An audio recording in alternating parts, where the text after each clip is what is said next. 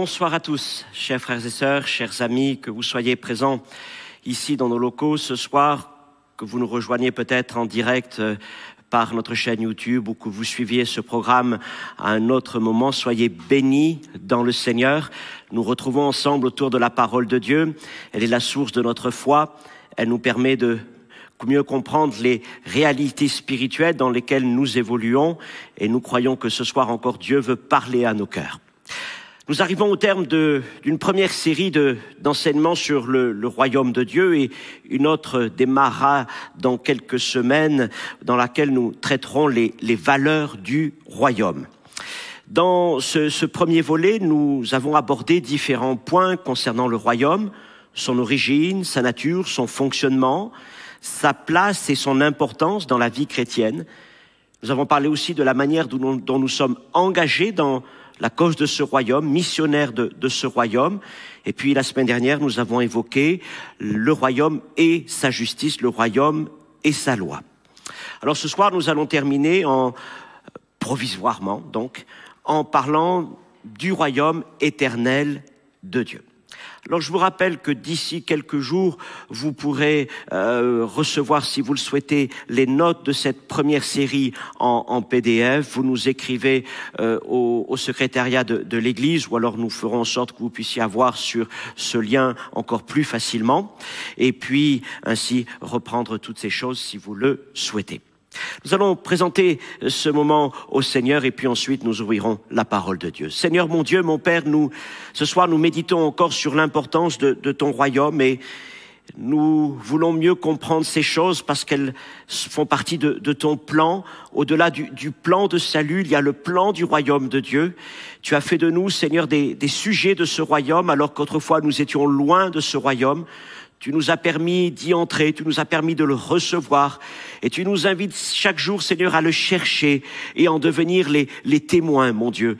Alors merci pour ta promesse, pour ce royaume qui est déjà présent au milieu de nous par ton esprit et pour ce royaume qui va se manifester le temps venu lorsque Christ apparaîtra dans toute sa gloire. Merci encore pour toutes ces réalités qui sont à notre disposition et que nous voulons apprendre à mieux connaître afin de mieux vivre ton projet pour nos vies. Amen. Ce soir, nous allons faire la lecture d'un simple verset. Vous pouvez le prendre dans vos Bibles ou alors il apparaîtra sur les images qui vont nous accompagner. Nous le trouvons dans 2 Samuel chapitre 7 verset 16. 2 Samuel 7 verset 16, c'est une parole du prophète Nathan au roi David, après que le Seigneur ait parlé au prophète, suite au désir de David de bâtir un temple. Et là, le prophète est envoyé de la part du Seigneur avec cette question, « Est-ce toi qui me bâtirais une maison pour que j'en fasse ma demeure ?» dit-il au verset 5. Et au verset 16, voilà ce que Nathan dit à David, « Ta maison et ton règne seront pour toujours assurés et ton trône sera pour toujours affermi. » Ce soir, nous parlons donc du royaume éternel de notre Seigneur. Alors, c'est une première approche, mais certainement dans une série qui viendra en hiver, nous y reviendrons lorsque nous parlerons de certaines réalités éternelles, que ce soit les nouveaux cieux, la nouvelle terre, que ce soit la nouvelle Jérusalem, mais aussi nous parlerons certainement du millénium, nous parlerons aussi du royaume éternel de notre Dieu. Ce soir, nous faisons couvrir simplement une porte, nous commençons à parler de ces choses dans lesquelles nous reviendrons en détail donc plus tard. Le premier point ce soir s'intitule « La promesse du royaume ». Alors, vous le savez, pour peu que vous ayez encore quelques souvenirs d'histoire, mais les royaumes des hommes vont et viennent, se font et se défont. Mais le royaume de Dieu est éternel, il est inébranlable, indestructible. Et s'il est avant tout de nature spirituelle et céleste, puisqu'il tire son origine des cieux, il s'étend néanmoins sur toute la création visible et invisible, et en particulier, il s'étend parmi les hommes. Mais c'est aussi le désir de Dieu, notre Père, de rendre les hommes participants de ce royaume. Et Dieu a marqué cela d'une manière particulière en choisissant un homme selon son cœur, David, et il lui a donné un rôle clé dans son plan parfait en vue de la venue de ce royaume. Car ce serait en effet par cet homme, David, que viendrait le futur chef de ce royaume, celui que nous appelons le Messie, qui, le temps venu, s'assiérait sur le trône de David dans un règne qui n'aura pas de fin.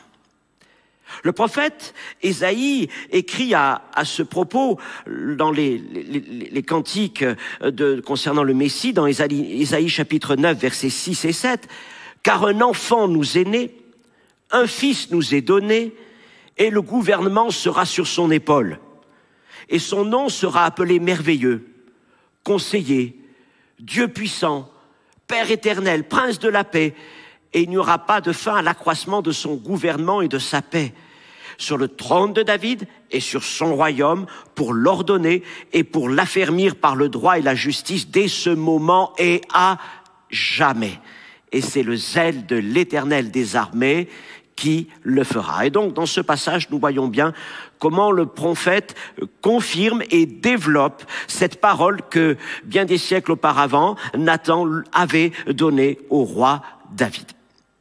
Deuxième point, la venue du roi.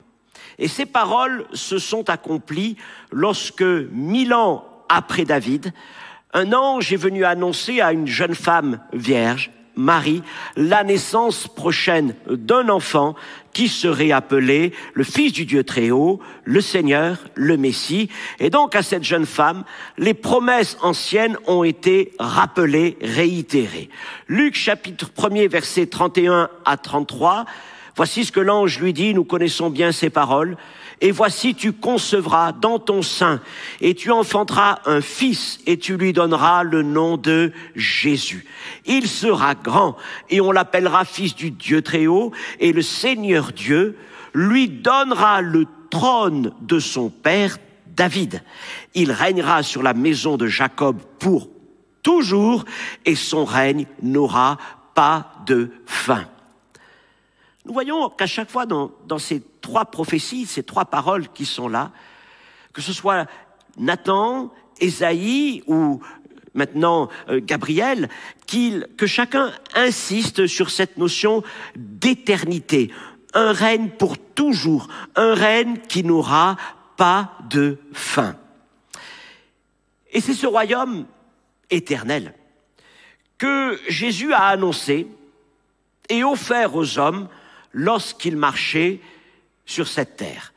Matthieu chapitre 4, verset 17, nous lisons ces versets que nous connaissons bien. Dès lors, Jésus commença à prêcher et à dire « Repentez-vous, car le royaume des cieux est proche. » Et pourquoi était-il proche? Eh bien parce qu'il est le roi. Et là où est le roi, là est le royaume. Un jour, Jésus interroge ses disciples. Il les a amenés à l'écart, loin de l'agitation des foules, et il leur pose deux questions, et une entre autres, où il leur demande « Qui suis-je donc pour vous ?» Et puis, comme un peu d'habitude, vous le savez, c'est Pierre qui va répondre. Et s'il répond spontanément, malgré tout, pour une fois, il ne répond pas par la chair, ni par l'intelligence, ni par ses sentiments. Mais Jésus nous apprend qu'il va répondre par une révélation du Père. Et il va s'exclamer « Tu es le Christ ». Marc 8, verset 29.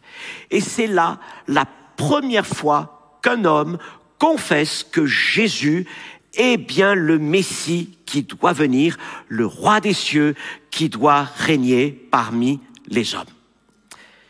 Jésus finit cet échange avec les disciples en leur disant ceci, il faut aller au début du chapitre suivant, vous pourrez retrouver ça bien sûr dans vos Bibles, Marc chapitre 9 verset 1, « Je vous le dis en vérité, quelques-uns de ceux qui sont ici ne mourront point, qu'ils n'aient vu le royaume de Dieu venir avec puissance. »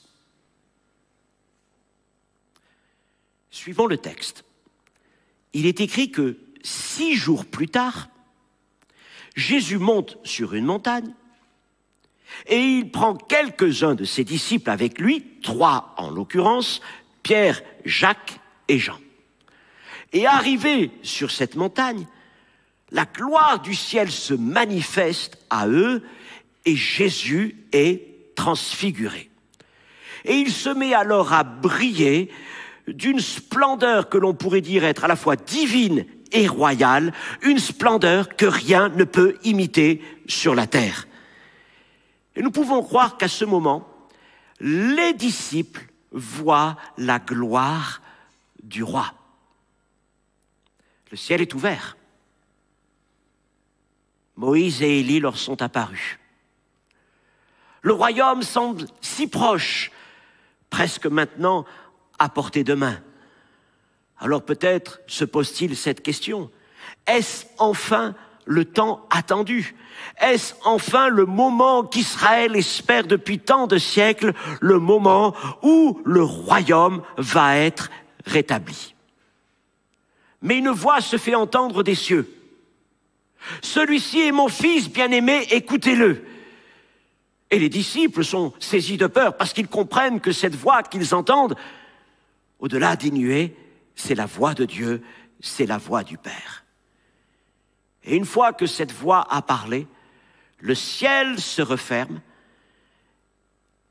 et il ne reste plus que Jésus seul devant eux.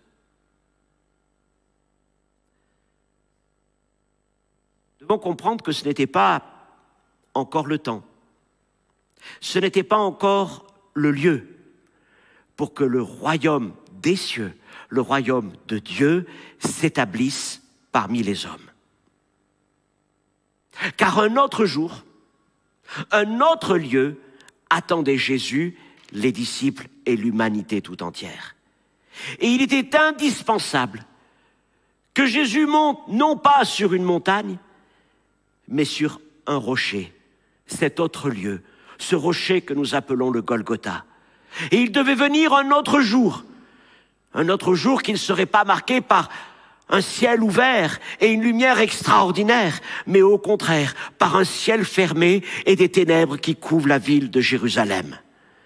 Et dans ce jour-là, et dans ce lieu-là, Jésus ne brillerait pas de mille éclats, mais il serait livré nu à la colère et à la haine des hommes, des siens le rejetant, des Romains le brisant, le martyrisant, avant d'être livré et cloué à la croix.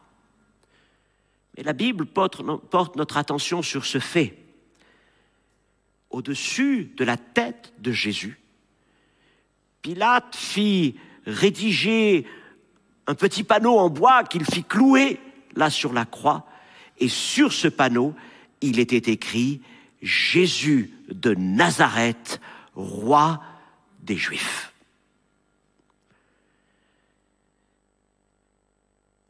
À vrai dire, Jésus de Nazareth est beaucoup plus que le roi des Juifs.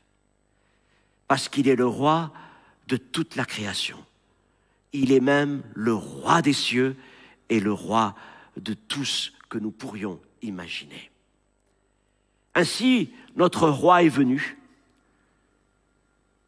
et les hommes ne l'ont pas reconnu.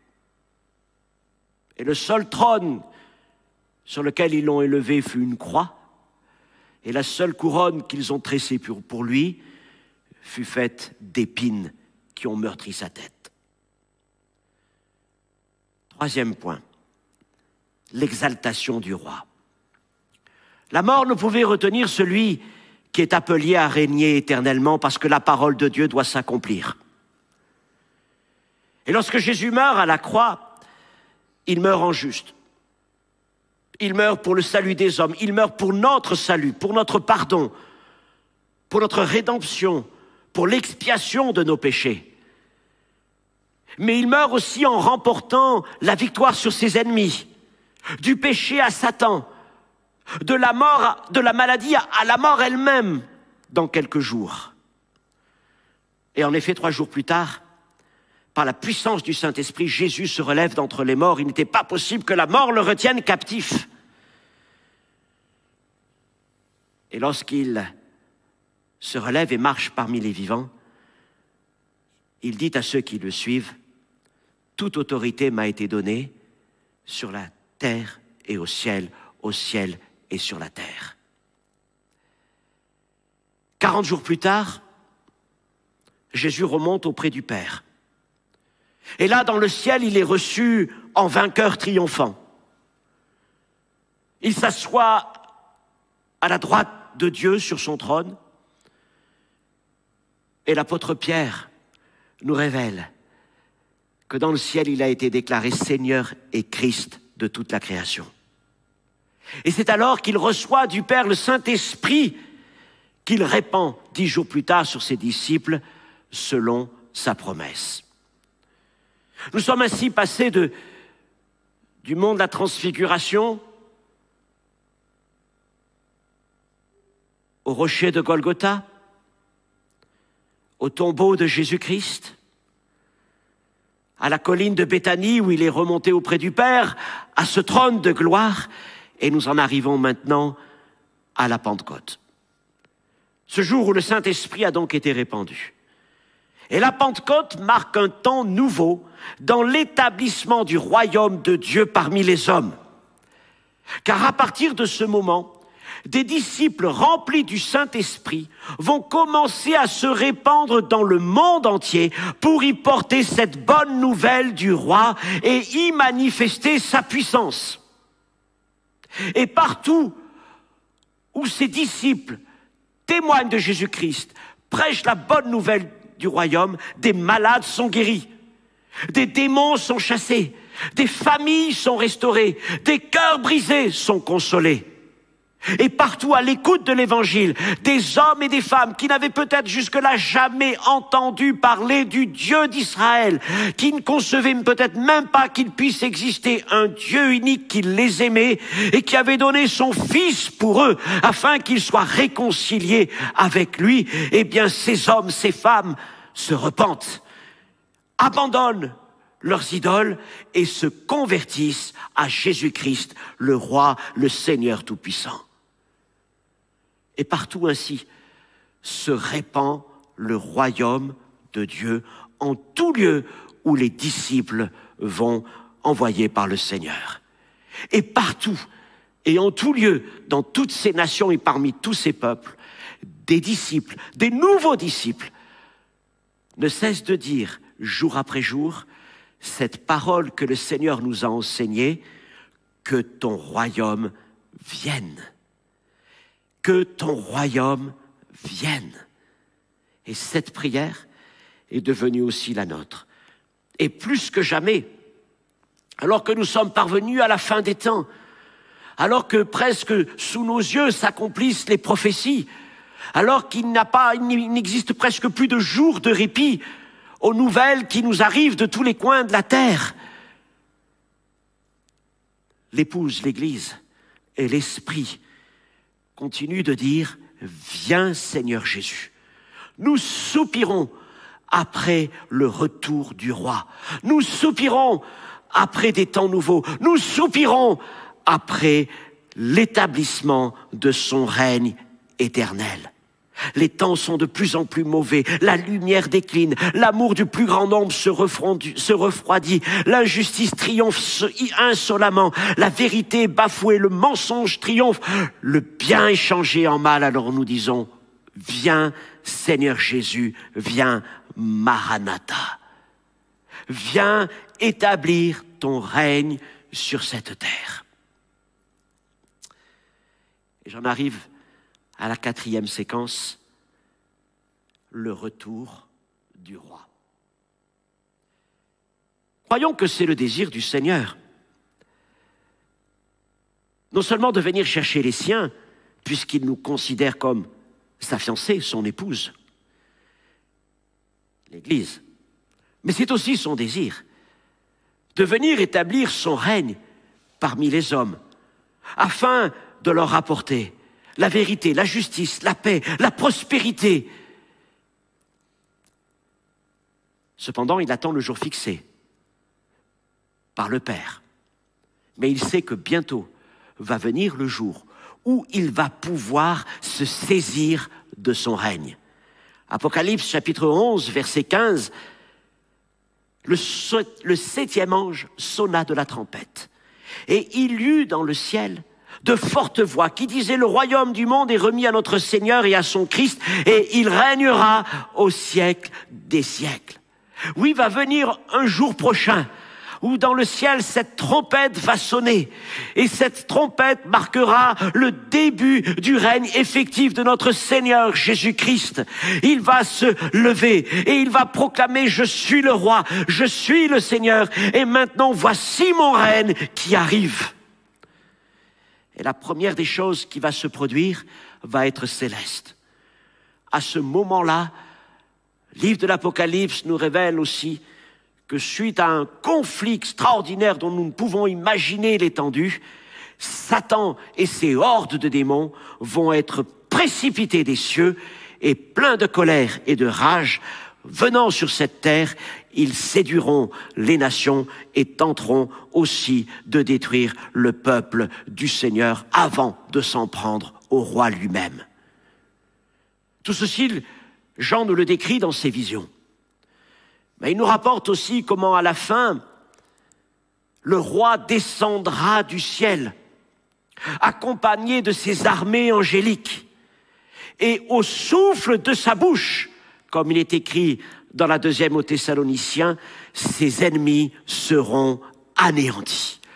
Le souffle de sa bouche, sa parole, son esprit détruiront ses ennemis.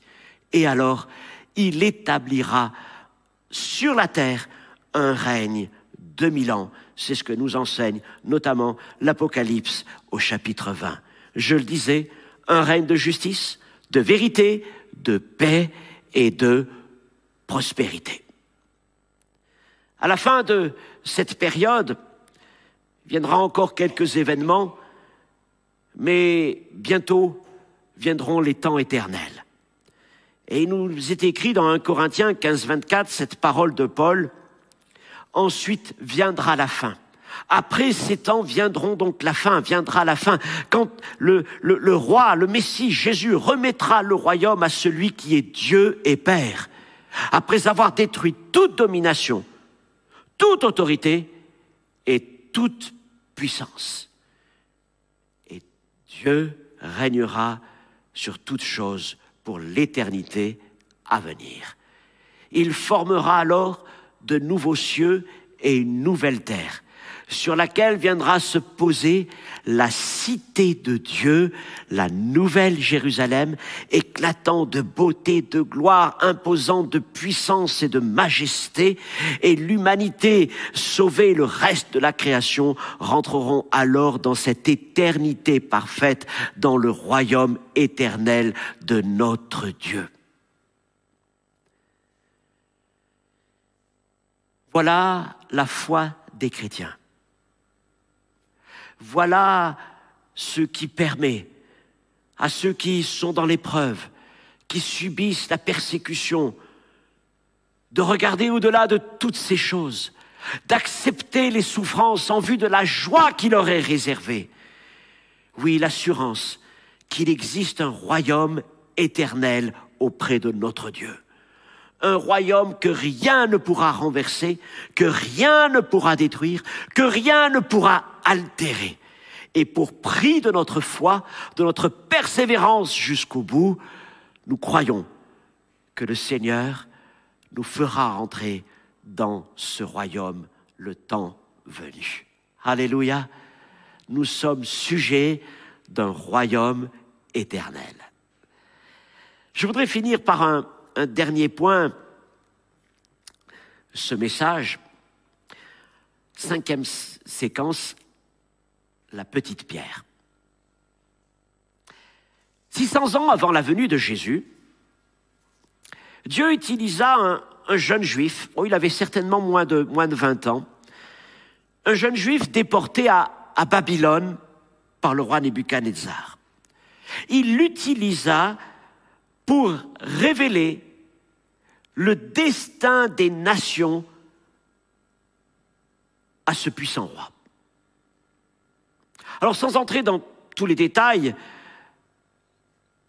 du songe, de l'interprétation que Daniel y donne, rappelons simplement ce fait que Dieu avait donné à Nebuchadnezzar, le roi des rois parmi les hommes, un songe dans lequel il voyait une immense statue composée de différents métaux, l'or, l'argent, l'airain, le fer et l'argile.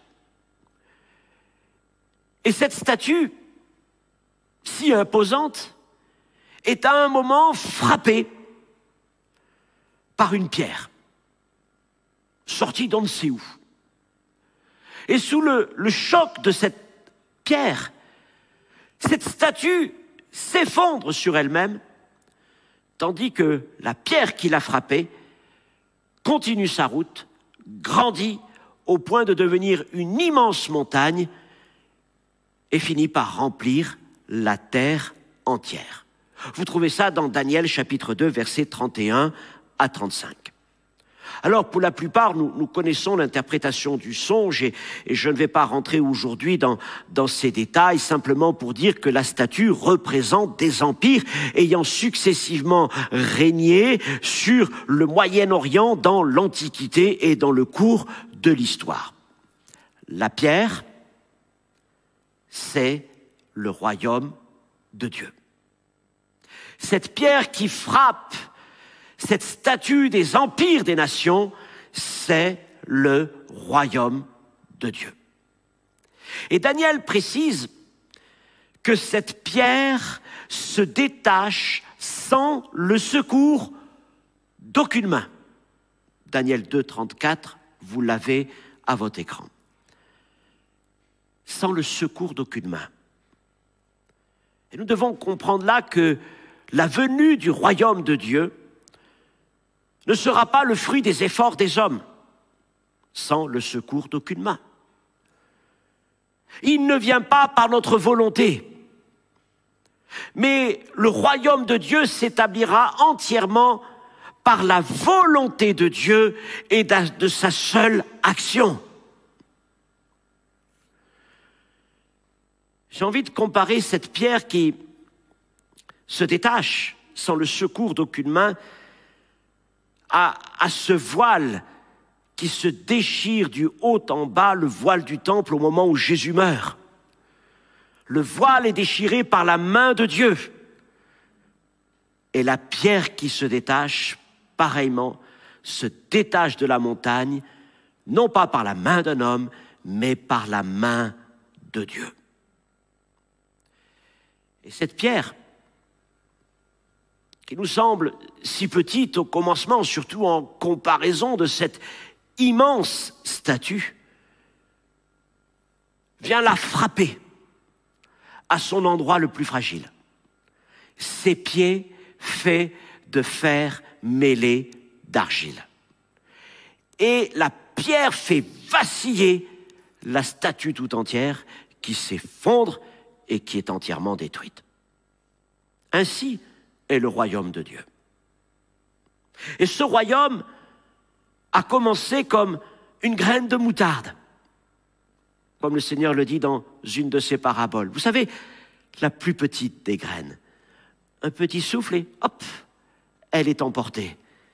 Mais cette graine a été semée.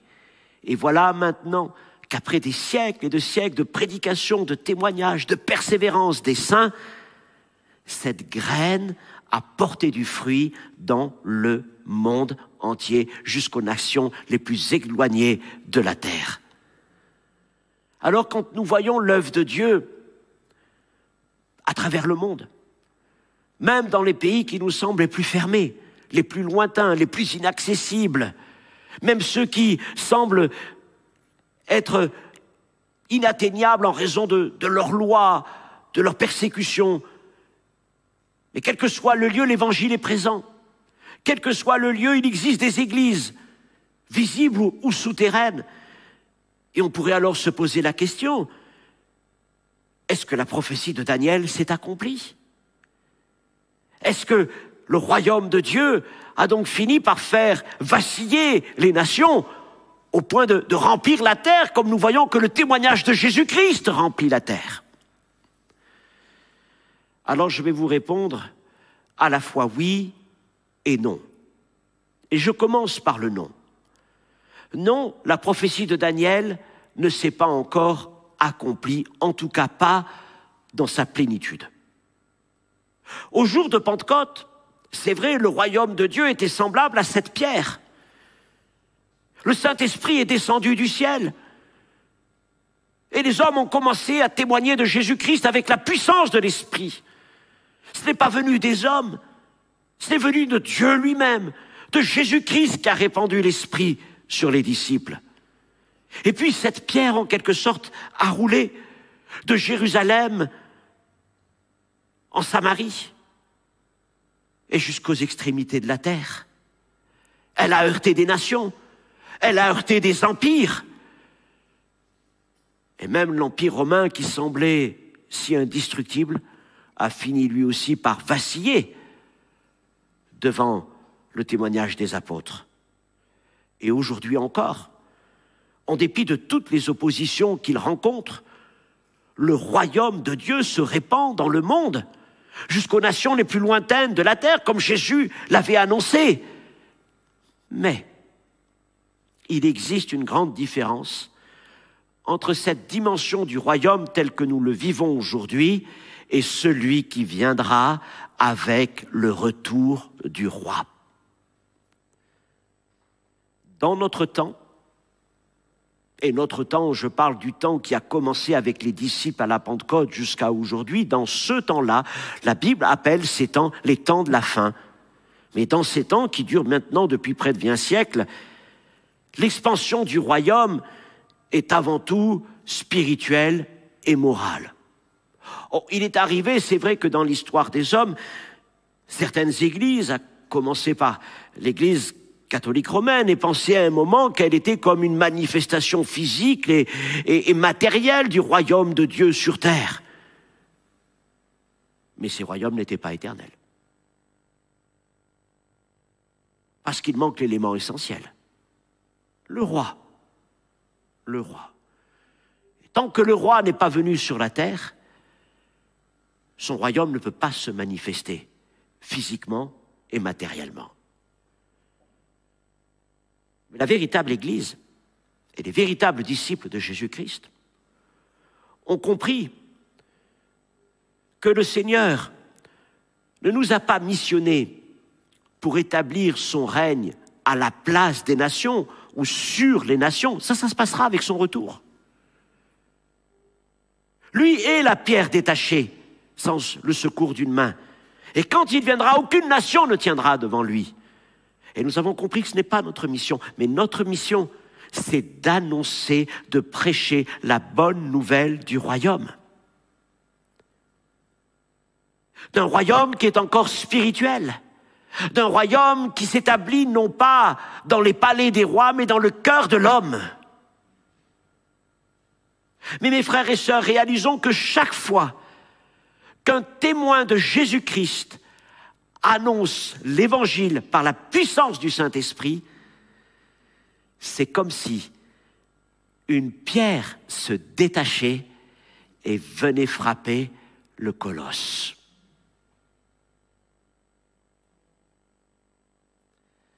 Et quand Jésus reviendra, les nations seront renversées devant lui. Et le Seigneur sera le seul roi de la terre. Et tous, grands et petits, fléchiront le genou devant lui et confesseront qu'il est Seigneur à la gloire du Père. Et Jésus viendra donc établir sur cette terre ce royaume de paix et de justice. Alors, comme je l'ai dit au début, dans d'autres enseignements à venir sur les choses de la fin des temps, nous reparlerons plus en détail du royaume éternel de Dieu. Aujourd'hui, je l'ai simplement évoqué et j'ai voulu le replacer dans une sorte de continuité biblique et un peu historique. Maintenant, voilà ce que nous devons retenir principalement de ce que nous avons vu ce soir. Premièrement, il y a bien longtemps, 3000 ans, au moins pour remonter jusqu'à David, Dieu a fait la promesse d'établir son règne éternel parmi les hommes. Et ce règne est entièrement lié et dépendant de celui qui en est le roi, Jésus-Christ, notre Seigneur, Jésus le Messie. Et nous croyons que bientôt il paraîtra sur les nuées des cieux et tout œil le verra, même ceux qui l'ont percé. Et lorsque le roi viendra, il viendra avec des jugements et des rétributions. Il viendra pour établir son règne sur la terre.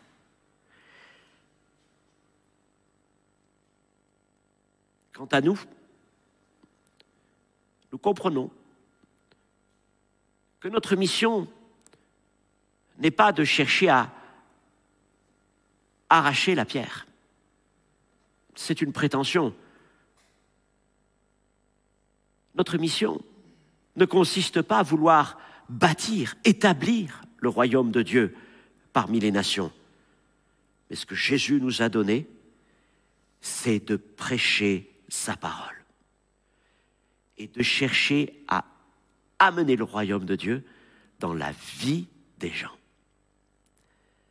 Quant aux nations elles-mêmes, c'est donc le Seigneur qui s'en occupera. Et quand il viendra, rien ne pourra lui résister et il établira son règne en tout lieu de sa création. Voilà, mes frères et sœurs, un peu un aperçu de ce que je voulais partager avec vous concernant ce royaume éternel à venir. Nous ouvrir une perspective tout en nous replaçant dans l'histoire pour réaliser que cette notion du royaume remonte bien loin dans les Écritures, bien loin avant Jésus-Christ. Et ça nous amène à comprendre que Jésus est bien sûr le sauveur de la croix, il est aussi le roi d'un royaume éternel. Et il n'est pas possible pour nous de nous arrêter à concevoir un Jésus qui soit simplement un rédempteur, un réconciliateur, en oubliant qu'il doit devenir notre Seigneur.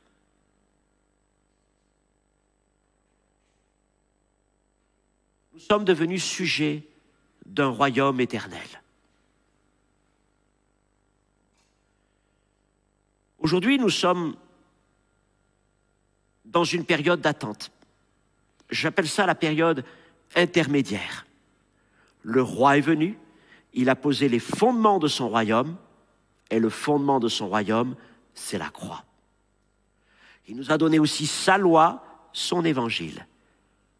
Il nous a promis qu'il reviendrait bientôt pour établir son règne sur toutes les nations en nous faisant régner à ses côtés. Mais entre ces deux périodes, il y a tout un temps, toute l'histoire de l'Église. C'est cette période intermédiaire dans laquelle nous sommes. C'est une période d'attente que ton royaume vienne. Mais c'est aussi une période de mission. Nous contribuons à l'avancement du royaume de Dieu. Et pour cela, le Seigneur nous a donné son esprit. L'esprit du roi est avec nous. Et nos vies, nos maisons et l'Église sont déjà les lieux où le Seigneur règne. Je suis sujet du royaume et dans ma vie, celui qui règne, c'est Jésus-Christ. Alléluia. À travers tous ces enseignements, j'espère que j'ai pu vous amener quelques pensées qui pourront vous inspirer concernant le royaume. C'est des choses que nous devons travailler, découvrir davantage. Et je l'ai dit donc, dans quelques semaines, nous nous arrêterons sur quelques valeurs du royaume de Dieu, afin de comprendre aussi comment nous sommes appelés à vivre cette réalité du royaume dans le monde dans lequel nous vivons. On va prier et puis ensuite on va voir s'il y a quelques questions. J'ai vu que certaines me sont déjà arrivées. Seigneur, notre Dieu, notre Père, je veux te remercier pour le roi extraordinaire, majestueux, glorieux que tu nous as donné. Seigneur, tu as établi comme roi et Seigneur de tout l'univers, de toute la création, celui qui est dans ton sein de toute éternité. Mais nous savons pour qu'il devienne ce prince du salut, il a dû souffrir à la croix. pour porter nos péchés, pour expier nos fautes et nous réconcilier avec toi. Nous l'avons dédaigné, nous l'avons méprisé, nous n'avons fait aucun cas de lui, nous l'avons rejeté. Pourtant, il est bien le roi. Seigneur, je te remercie d'avoir éclairé nos yeux et d'avoir fait de nous des témoins de ce royaume. Et je prie pour que la réalité du royaume s'impose à nous. Nous ne sommes pas simplement des gens sauvés par grâce, mais nous sommes devenus des sujets de ton royaume. Et nous prions pour que tu règnes sur nos vies, pour que tu règnes dans nos maisons, pour que tu règnes dans l'Église et que tu règnes de plus en plus fort par l'Évangile dans ce monde et dans le cœur des hommes. Et nous disons, Maranatha, viens Seigneur Jésus, les jours sont mauvais devant nous, les temps sont difficiles et ténébreux devant nous, mais nous savons qu'au-delà de ces ténèbres, il y a une lumière qui vient, celle de ton royaume. Viens Seigneur Jésus, viens apporter la justice, la vérité, la grâce, la prospérité et la paix. Viens Seigneur. Amen.